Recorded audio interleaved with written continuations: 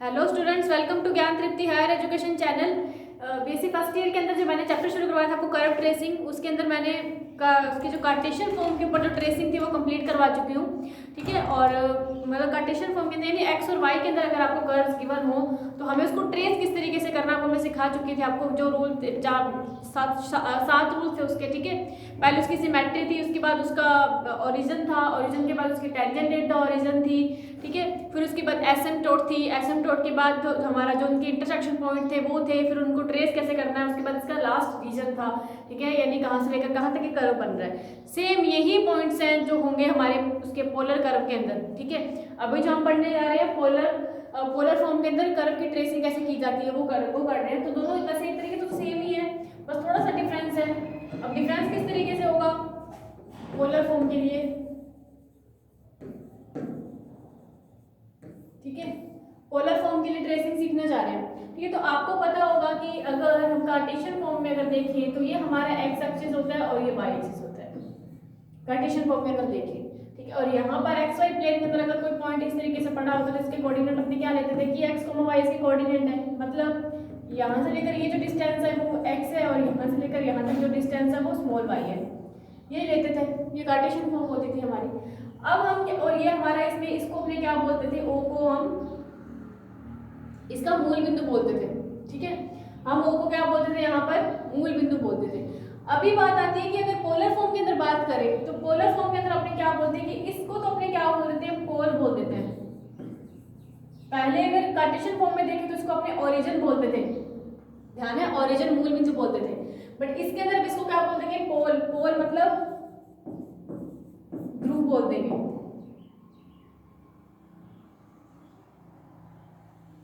ठीक है, ध्रुव बोल देंगे।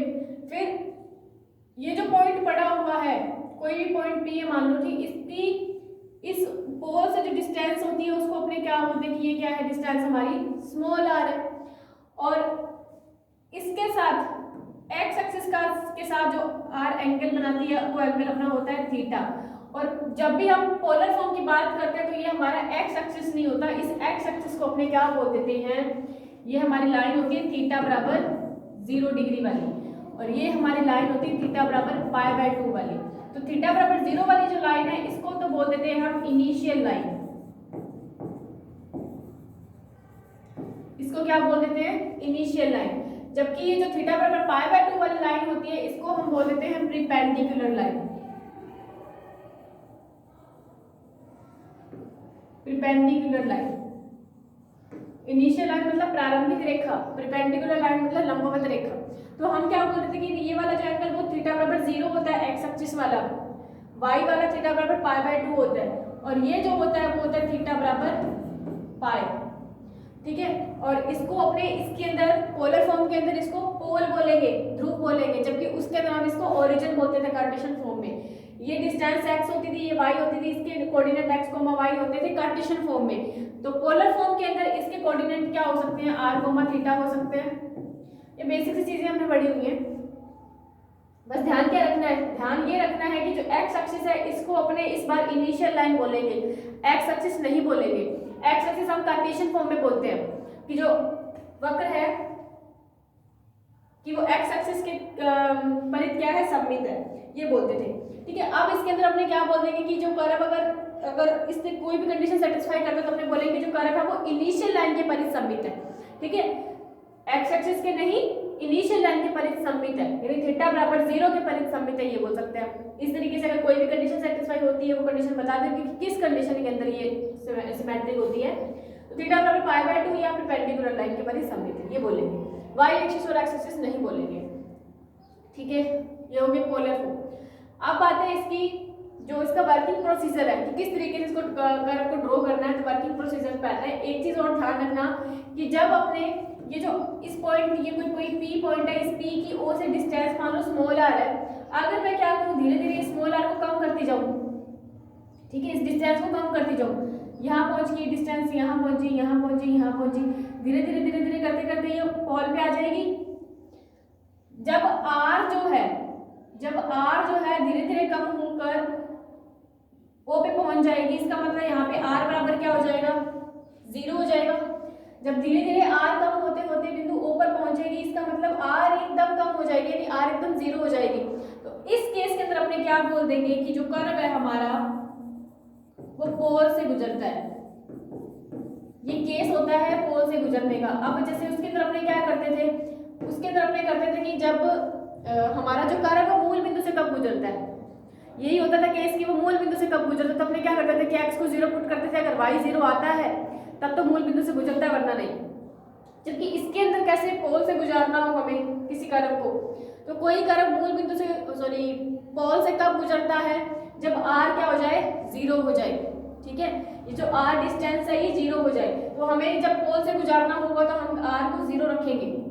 ठीक है, हमें अगर किसी भी कर्व को दिखाना है कि मूल उससे पोल से गुजर रहा है तो हम क्या करेंगे, r बराबर 0 रखेंगे। तो r बराबर 0 रखेंगे तो हमें थीटा की कोई वैल्यू आएगी, तो पता चल जाएगा कि इस एंगल पर जो पोल है कर्व है वो पोल से गुजर रहा है।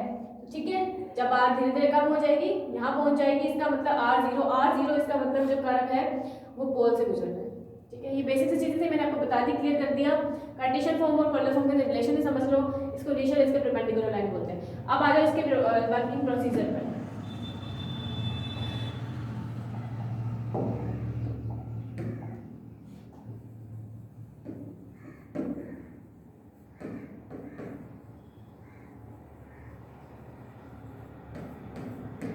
ठीक है, सबसे पहला पॉइंट हमारा ऑब्वियस सी बात है, सिमेट्री होती है।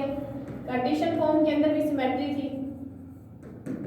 ठीक है, सिमेट्री तीन तरीके से होती है। इसकी जो फर्स्ट पॉइंट है सिमेट्री का वो क्या है, ए सिमेट्री क्या कहती है इसकी, कि अगर हम कोई भी कर्व के अंदर, जैसे कोई मेरे पास कोई फंक्शन दे रखा है एफ थीटा, ठीक है, या फिर जो पोलर फॉर्म के अंदर कर्व आर कोमा थीटा के अंदर गिवन होता है, तो मैंने क्या कर दिया, अगर एफ आर कोमा थीटा में अगर थीटा की जगह पर मैंने माइनस का थीटा पुट कर दिया, ठीक है, यानी आर कोमा थीटा के अंदर मेरे को कोई फंक्शन दे रखा है, कुछ भी आर कोमा थीटा यानी पोलर फॉर्म में दे रखा है, उसके अंदर अगर मैंने थीटा की जगह पर माइनस थीटा रख दिया, तब भी क्या आ जाए, यानी कर्व में कोई परिवर्तन नहीं हो। If r comma theta is equal to f r comma minus theta रख दिया मैंने, तो कर्व में या लिखते सीधा कर्व अपरिवर्तित रहे, अपरिवर्तित रहे, तो जो कर्व होगा इनिशियल लाइन मतलब थीटा बराबर 0 डिग्री के परित सममित होगा। क्लियर? ठीक है, आर कोमा थीटा में अगर थीटा की जगह पर माइनस थीटा रख दूं तब भी कर्व में कोई चेंज ना है, वैसा का वैसा पड़ा हुआ जैसे गिवन था। तब जो कर्व होगा हमारा इनिशियल लाइन मैंने बोला किसको बोलते हैं, एक्स एक्सिस को बोलते हैं, यानी थीटा बराबर 0 वाली लाइन के परित क्या होगा, सममित होगा। फिर इसका बी पॉइंट देखते हैं। अगर मैं क्या कर दूं, जो फंक्शन आर कोमा थीटा का दे रखा है उसमें मैंने थीटा की जगह पर पाई माइनस थीटा पुट कर दिया, ठीक है, पाई माइनस थीटा पुट कर दिया, फिर भी अगर कर्व क्या रहे, अपरिवर्तित रहे, फिर भी अगर कर्व अपरिवर्तित रहे, तो जो कर्व होगा वो थीटा बराबर पाई बाय 2 या परपेंडिकुलर लाइन या theta is equal to pi by 2 के परित सममित होगा। क्लियर? एक लास्ट छोटी सी सिमेट्री हो रही है, बहुत रेयर है, किसी क्वेश्चन में आता है। अगर मैं क्या कर दूं, उसी फंक्शन के अंदर r को माइनस आर से प्रतिस्थापित कर दूं, r कोमा थीटा में अगर r की जगह पर माइनस आर पुट कर दूं, तब भी अगर क्या आ जाए, नो चेंज हो, कोई परिवर्तन ना आए, तो जो कर्व होगा वो पोल के परित, मतलब जो हमारा ध्रुव है उसके परित क्या होगा, सममित होगा, पोल के परित सममित होगा। ठीक है, ये होगी सिमेट्री, पहला पॉइंट चेक हो गया। नेक्स्ट देखते हैं इसका दूसरा पॉइंट, पोल पे, क्या ये पोल पे गुजर रहा है, नहीं गुजर रहा, तो हम क्या करेंगे, मैंने अभी जस्ट बताया किसी भी कर्व को पोल से गुजरवाने के लिए हमें ये दिखाना है कि r बराबर 0। पोल से कब गुजरेगा, जब r 0 हो जाएगी, सीधी सी बात है। ठीक है, तो हम क्या कर देंगे इसमें put r is equal to 0। हम क्या कर देंगे इस कर्व में r इक्वल टू 0 पुट कर देंगे। r को 0 पुट करने के बाद हमारे पास थीटा की कोई ना कोई वैल्यू आएगी, थीटा की कोई ना कोई वैल्यू आएगी। ठीक है, तो हम बोल देंगे कि थीटा के इस मान पर, ये थीटा की जो भी वैल्यू आएगी, ठीक है, थीटा के इस मान पर जो कर्व है वो पोल से गुजरता है, पोल से गुजरता है।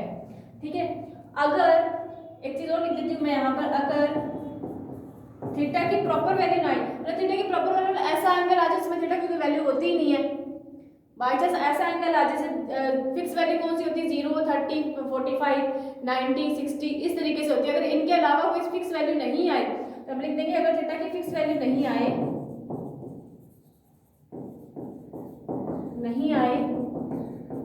तो कर्व पोल से नहीं गुजरेगा।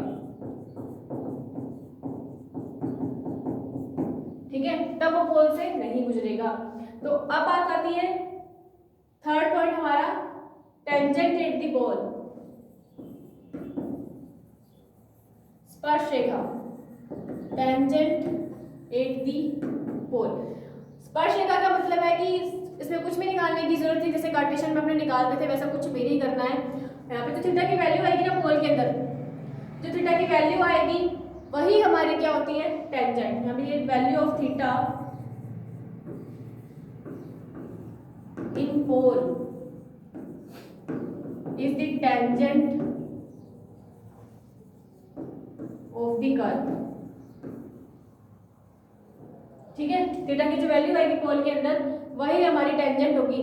अगर थीटा की कोई फिक्स वैल्यू नहीं है तो वो पोल से भी नहीं गुजरेगा और उसकी टेंजेंट भी एग्जिस्ट नहीं करेगी। तो दोनों चीजें, उसके अंदर भी टेंजेंट थी वो ओरिजिन पे डिपेंड करती थी, इसके अंदर भी जो टेंजेंट है वो इसके पोल पे डिपेंड कर रही है, ध्रुव पे डिपेंड कर रही है। तो दोनों एक दूसरे से लिंक लगते हैं ये दोनों। ठीक है, फिर आता है हमारा एसिम्पटोट का, एसिम्पटोट में क्वेश्चन में क्लियर करवा दूंगी। ठीक है, फिर आते हैं हमारे, हमें जो चौथा पॉइंट है, हमें टेबल बनानी होती है। ये भी मैं क्वेश्चन में ही क्लियर करवाऊंगी, टेबल किस तरीके से बनानी, मैं बता देती हूँ पॉइंट्स क्या है। तो टेबल बनानी है, टेबल बनाने के बाद आपको उसको ट्रेस कर देना है। ठीक है, ट्रेस करने के बाद आपको क्या कर देना है, 6 पॉइंट इसका रीजन निकाल देना है। ठीक है, क्या कर देना है, इसका रीजन निकाल देना है। तो ये सारे के सारे पॉइंट आपको ध्यान है। मेन पॉइंट तो ये 3 ही है शुरू वाले, बाकी वाले तो अपने आप होते रहते हैं। ठीक है, इन तीनों से ही हमारा कर्व बनता है। क्लियर, पॉइंट ध्यान आ गया कि किस तरीके से बैक टू बैक एक तो एक स्टेप चलना है। ठीक है, अब देखिए इसका एक क्वेश्चन लेते हैं, क्वेश्चन में क्लियर करते हो जाएगा सारे पॉइंट।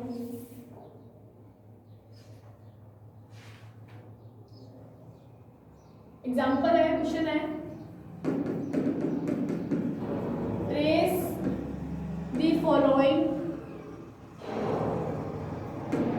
कार्डियोइड।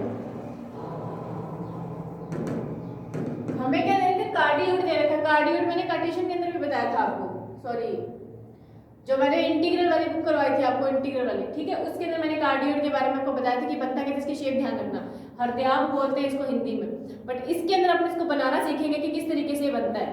ठीक है, तो कार्डियोइड देखो, इक्वेशन दे रखी है r is equal to a1 plus cos theta.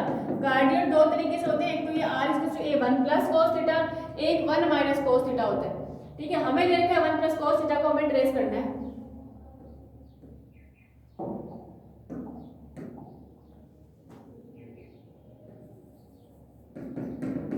ठीक है, सबसे पहला पॉइंट सिमेट्री।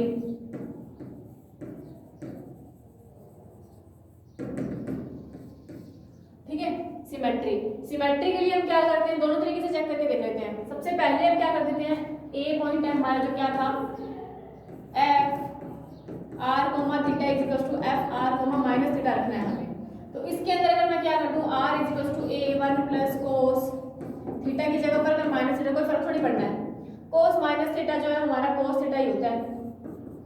तो हम लिख देंगे कोई चेंज नहीं आया। तो इसका मतलब क्या है कि कर्व जो है इनिशियल लाइन के परित सममित है।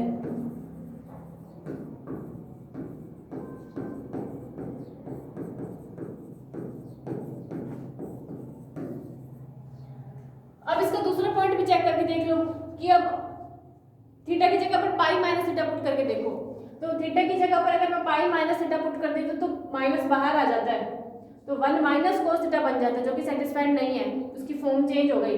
इसका मतलब ये सेकंड वाले केस को सेटिस्फाइड नहीं कर रहा, ये सिर्फ इनिशियल लाइन की परिधि सम्मित होगा। ठीक है, फिर हम इसका करते हैं सेकंड पॉइंट। ठीक है, सेकंड पॉइंट कि ये पोल से गुजर रहा है या नहीं गुजर रहा।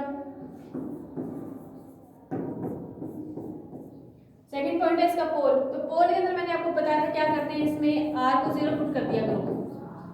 जब इसके अंदर r को 0 पुट करेंगे तो देखो क्या बनता है, a1 plus cos theta is equals to 0।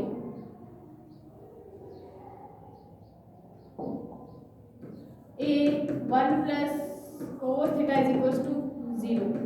यहाँ से 1 plus cos theta is equals to 0, यहाँ से cos theta is equals to minus का 1।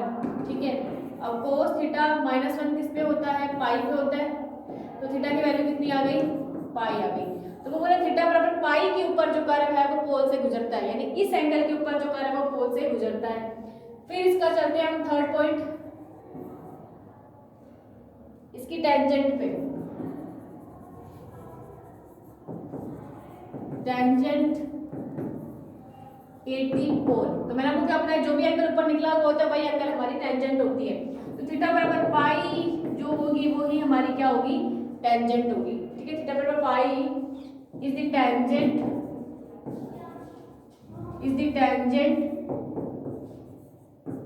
Of the given curve. यही इसकी क्या है, टेंजेंट है। फिर देखिए इसका फोर्थ पॉइंट एसिम्पटोट। ठीक है, क्या इसकी ऐसे कोई एसिम्पटोट है वो देखनी है। तो एसिम्पटोट के लिए अपने इसके अंदर क्या करते थे कि जो हमारे एक्स और वाई वाला कर्व होता था, कार्टेशियन फॉर्म होता था, उसमें अपने क्या करते थे कि एक्स की ऐसी कौन सी वैल्यू पुट करें कि वाई टेंड्स टू इनफाइनाइट हो जाए। इसके अंदर क्या करेंगे कि हम थीटा की ऐसी कौन सी वैल्यू पुट करें, थीटा की ऐसी कौन सी वैल्यू पुट करें कि r टेंड्स टू इनफाइनाइट हो जाए। क्या थीटा की कोई ऐसी वैल्यू होती है क्या, कोस की जगह अगर थीटा पुट कर दें तो कोस वाली पूरी लाइन में ही इनफाइनाइट कहीं पे नहीं होता, तो ऐसा कुछ होता ही नहीं है, कोई वैल्यू एग्जिस्ट ही नहीं करती, तो r टेंड्स टू इनफाइनाइट जाएगा नहीं। अगर r टेंड्स टू इनफाइनाइट नहीं जाएगा तो इसकी एसिम्पटोट एग्जिस्ट नहीं करेगी, तो हम नीचे लिख देंगे एसिम्पटोट डज नॉट एग्जिस्ट। यहाँ पे क्या लिख देंगे, जो इसकी एसिम्पटोट है वो क्या है, डज नॉट एग्जिस्ट है। ठीक है, फिर हमें क्या करना है, इसकी टेबल बनानी है। ठीक है, टेबल बनानी है। टेबल किसके हिसाब से बनानी है, जो हमें कर्व दे रखा है r(a1 + cos थीटा, इसके लिए हमें टेबल बनानी है। तो टेबल के लिए देख लो, थीटा और r में बनती है, टेबल किसमें बनती है, थीटा और r में बनती है। ठीक है, थीटा की वैल्यू कौन कौन सी रखनी है, तो रखनी है 0, 30,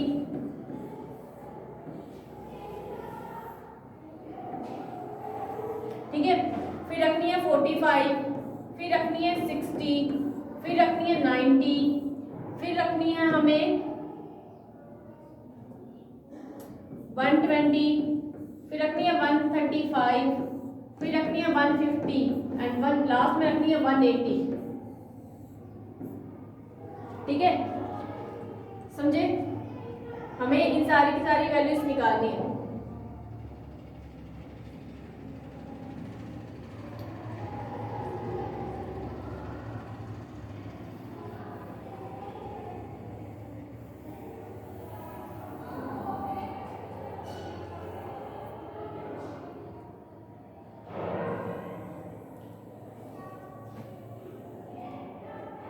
ठीक है, अब देखो सबसे पहले थीटा की जगह 0 पुट करो, तो सबसे पहले थीटा की जगह 0 पुट करेंगे तो cos 0 की वैल्यू 1, 1 + 1 2, तो r की वैल्यू 2 है।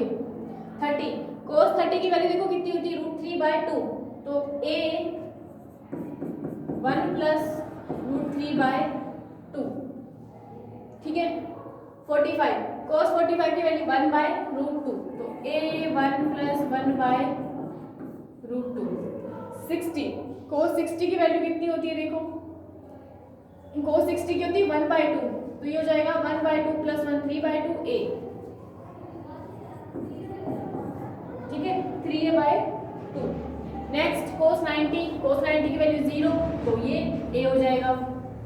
120 की निकालनी है, cos जो 120 है, 120 की वैल्यू देखो कितनी होती है, -1/√2, ठीक है, हाँ -1/√2, तो a 1 - 1/√2, ठीक है। 135 की देखनी है, 135 की होती है वही 1√3/2 होती है, तो a 1 + √3/2, सॉरी मैंने यहाँ गलत कर दिया, 1/√2 135 की होती है।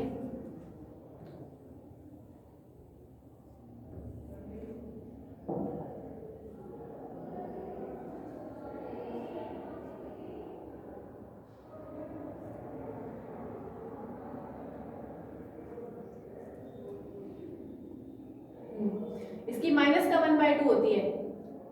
जो cos थीटा की वैल्यू है वो होती है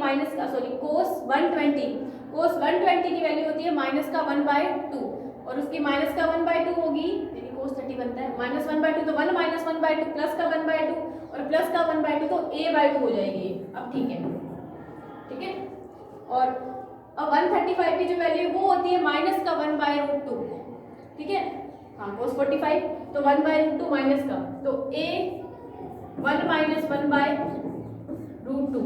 150 की वैल्यू सेम रखी √3/2, जो cos 30 की है वही 150 की हो जाएगी, ठीक है। a 1 + √3/2, पाई यानी 180 रखना है, तो cos पाई की वैल्यू -1 - 1 0, तो r लास्ट में कितना आ जाएगा 0, ठीक है। आपको हर एक क्वेश्चन के अंदर ये सारे के सारे पॉइंट्स निकालने पड़ेंगे। अब हम इस टेबल से क्या बना देते हैं, इसकी ट्रेसिंग कर देते हैं। 6 नंबर पॉइंट हमारा, ठीक है। अब हम कर लेते हैं इसकी ट्रेसिंग।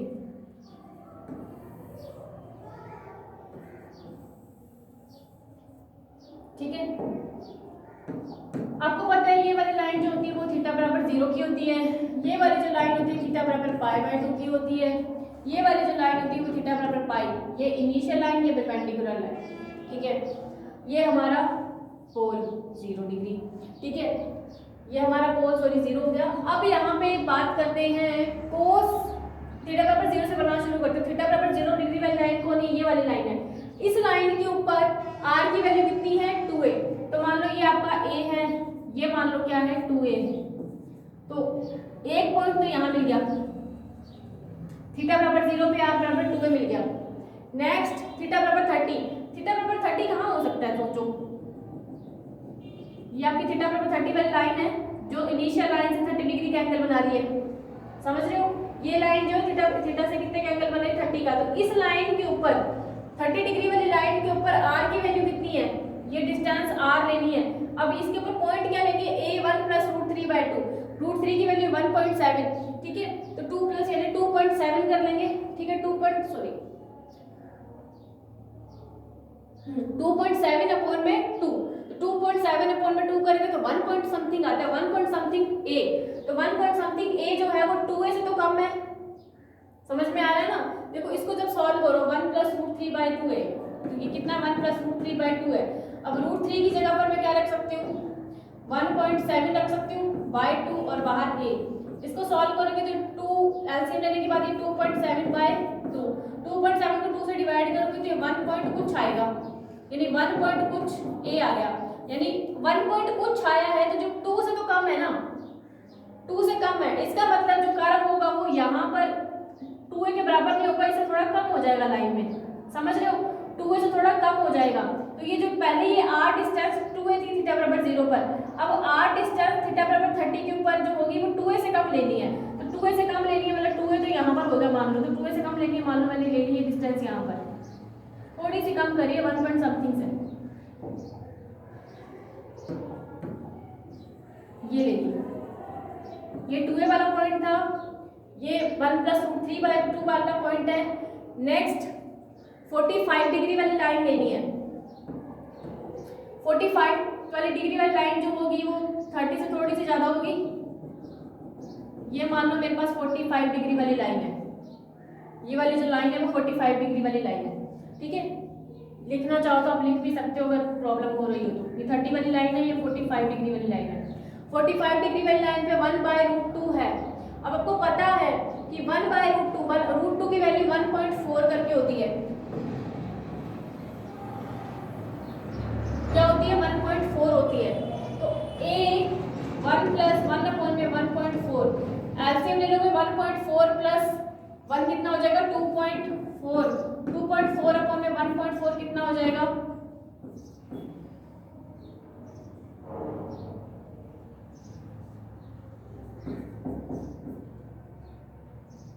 तो ये भी 1 पॉइंट समथिंग करके कुछ आएगा, मतलब उस जो 30 वाली लाइन है उससे भी कम जाएगा। क्यों जाएगा वो मैं देखती हूँ यहाँ पर।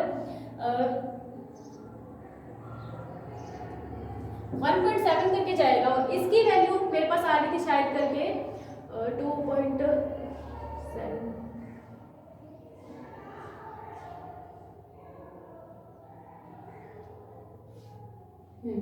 ठीक है, तो इसका 1.7 आ रहा है और उसकी जो वैल्यू थी वो 1.7 से भी कम आ रही थी, यानी सॉरी वो थोड़ी सी ज्यादा आ रही थी, 1.7 थे, जबकि 1.7 जो है 1.7 के भी आगे जाएगा। मैंने 1.7 निकाल के छोड़ दिया जो कि इससे कम थी।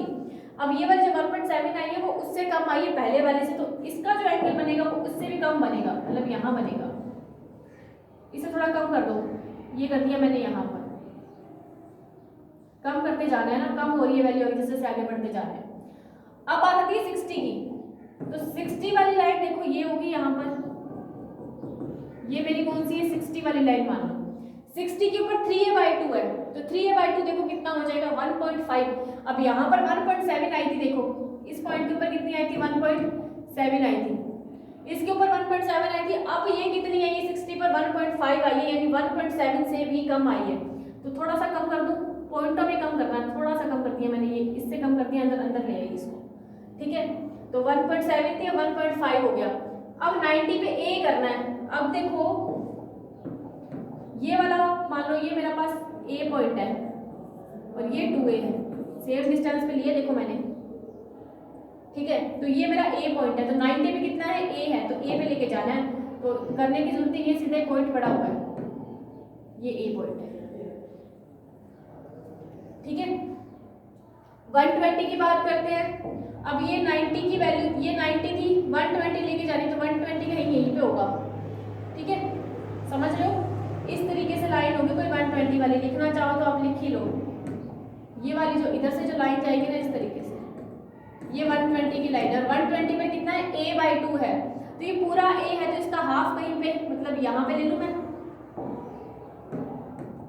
मतलब ये वाला पॉइंट a/2 है, a का हाफ ही तो करना है, तो a/2। और फिर आता है 135, तो 135 कहीं यहीं पे होगा, मान लो ये वाली लाइन मान लो मेरी 135 है, 135 पे 1 - 1/√2। ठीक है, तो इससे भी कम हो जाएगा, a/2 से भी कम हो जाएगा, थोड़ा अंदर की ओर बनेगा ये, मतलब यहाँ पे कहीं पे होगा ये वाला पॉइंट, थोड़ा सा अंदर की, कम हो रही है ना वैल्यू। उसके बाद 150 का थोड़ा सा और अंदर बनेगा, यहाँ पे मान लो। फिर उसके बाद 180 पे तो है ही 0, मतलब सेंटर पे एकदम। ठीक है, तो ये बन गया। अब मैं इन सारे पॉइंट्स को क्या कर दूं? ज्वाइन कर दूं। अब इन सारे पॉइंट्स को क्या करनी है? ज्वाइन कर दें। देखो कर दिया। ठीक है, थोड़ा सही नहीं बना है, थोड़ा इसको अगर एक्यूरेट बनाओगे पेंसिल वगैरह से थोड़ा सही बनता है। ठीक है, ये बन गया। अब हमें पता है जो कर्व क्या था, वो इनिशियल लाइन के परिध क्या था? सममित था। जितना इनिशियल लाइन के ऊपर बनेगा उतना ही नीचे बनेगा, तो नीचे अपने को पॉइंट बनाने की जरूरत नहीं, जैसा ऊपर बना हुआ है वैसा का वैसा नीचे बना के छोड़ दो आप। ठीक है, जैसा ऊपर बना है वैसा का वैसा नीचे बना दो। ऊपर वाले पॉइंट्स निकले पड़े हैं सारे 60 30 जो भी, नीचे आपको करने की कुछ भी जरूरत नहीं है। ठीक है, जैसा ऊपर बना है वैसा नीचे कर दो, क्योंकि इनिशियल लाइन के लिए सममित था। तो ये है हमारा ट्रेसिंग। ठीक है, अब देखो इसके अंदर रीजन निकालना है कि ये जो कर्व है वो कहां से लेकर कहां पर बन रहा है।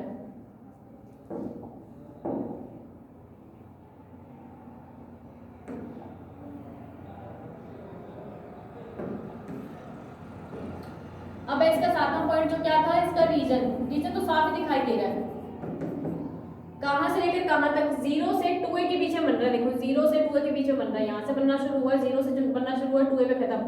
तो इसका जो रीजन है, ठीक है, वो 0 से 2 है। फिर भी अगर आप चेक करना चाहो तो देखो हमें कर्व क्या दे रखा था, r = a1 + cos थीटा दे रखा था, और हम जानते हैं कि जो cos थीटा की वैल्यू है वो -पाई से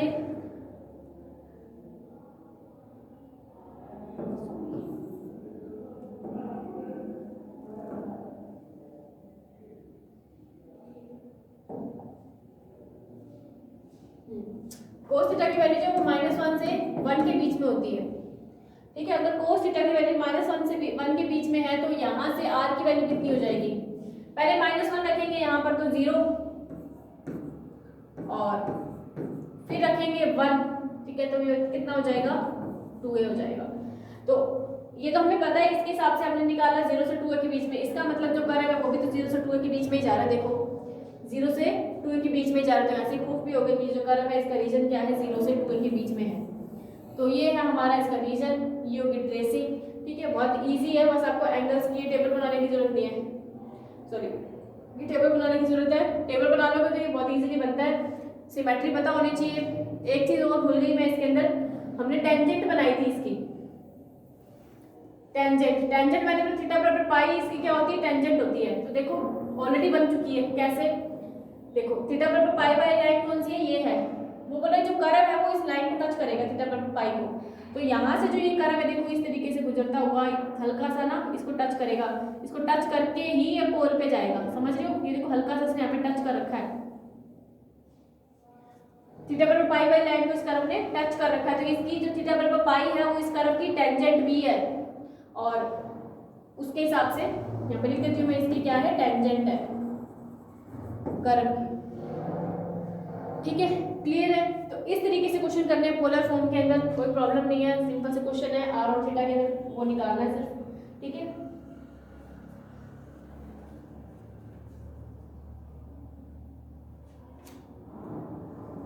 नेक्स्ट एक और क्वेश्चन देखते हैं, सिंपल सा क्वेश्चन, इसको जल्दी से खत्म कर लेते हैं। r² = a² cos 2 theta.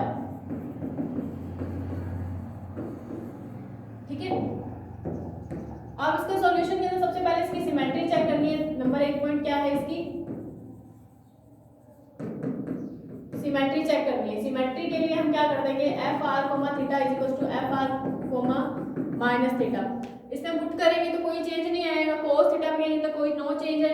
अगर नो चेंज है इसका मतलब क्या है कि जो कर्व है वो इनिशियल लाइन के परित क्या होगा, सममित होगा। फिर इसका बी पॉइंट पाई -थीटा पुट कर देते हैं। ठीक है, पाई -थीटा पुट करने के बाद भी हमारे पास कोई चेंज नहीं आता। ठीक है, क्योंकि 2 पाई -2 थीटा हो जाएगा, तो 2 पाई -2 थीटा में नो चेंज है। इसका मतलब क्या हो जाएगा कि जो कर्व होगा वो परपेंडिकुलर लाइन है, थीटा बराबर पाई/2 के परित भी क्या होगा, सममित होगा।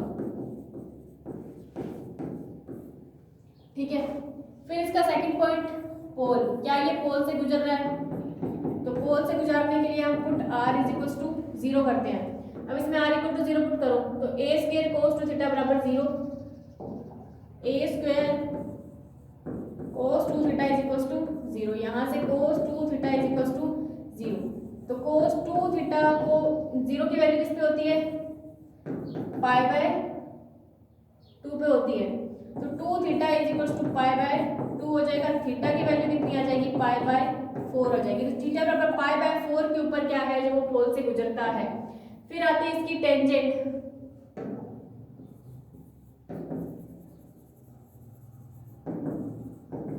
टेंजेंट एट दी पोल। तो मैंने बोला था कि जो एंगल हमें क्वेश्चन में दे रखा है उस एंगल की वैल्यू टेंजेंट होती है। तो क्वेश्चन में हमें 2 थीटा दे रखा है, तो 2 theta = pi is the tangent of the pole, sorry tangent of the curve. ठीक है, टेंजेंट होगी, एसिम्पटोट करते हैं इसकी, तो फिर से कोस में ही दे रखी है, देखो तो आपको पता है कि कोस के अंदर थीटा की ऐसी कोई भी वैल्यू नहीं होती जिससे वैल्यू इनफाइनाइट आ जाए। तो इसका मतलब इसकी एसिम्पटोट क्या है, डज नॉट एक्सिस्ट है। ठीक है, फिर आता है इसकी टेबल बनानी। टेबल के लिए हमें कर्व क्या दे रखा है, r square a square cos 2 theta दे रखा है। इसके हिसाब से बना लेते हैं हम क्या, टेबल, ठीक है, थीटा और आर में, ठीक है। 0 डिग्री, 30, 45, 60, 90, 120, 135, 150 एंड 180, ठीक है।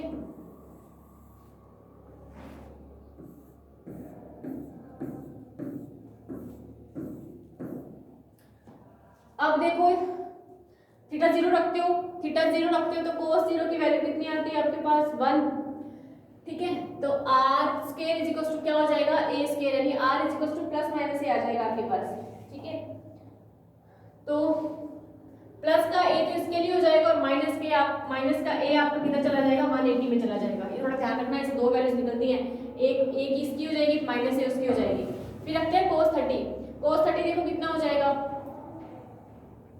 cos 30 रखेंगे थीटा के लिए तो cos 60 आपके पास कितना होता है 1/2, ठीक है।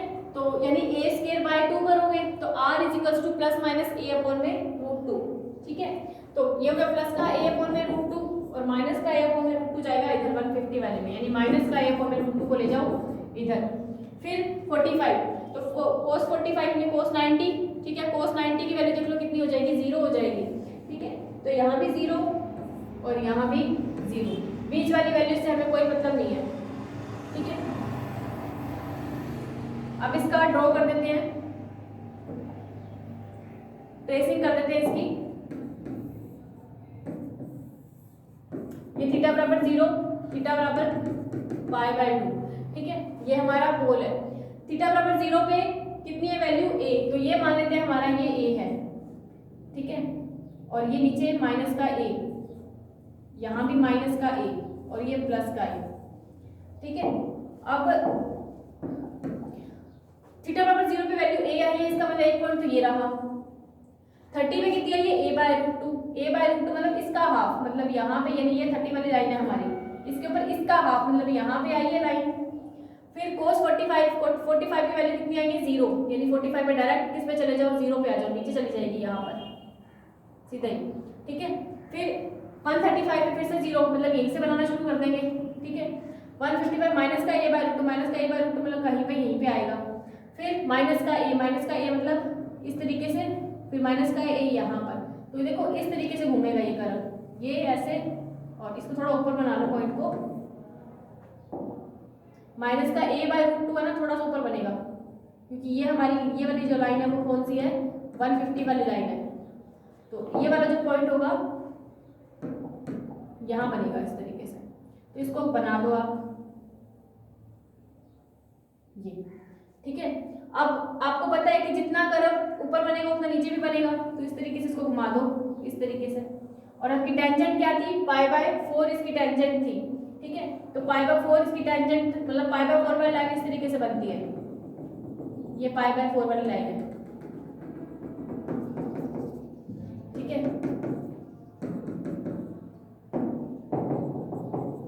ये π/4 वाली लाइन है, तो देखो ये जो कर्व है वो इसको π/4 वाली लाइन को टच भी कर रहा है, ठीक है।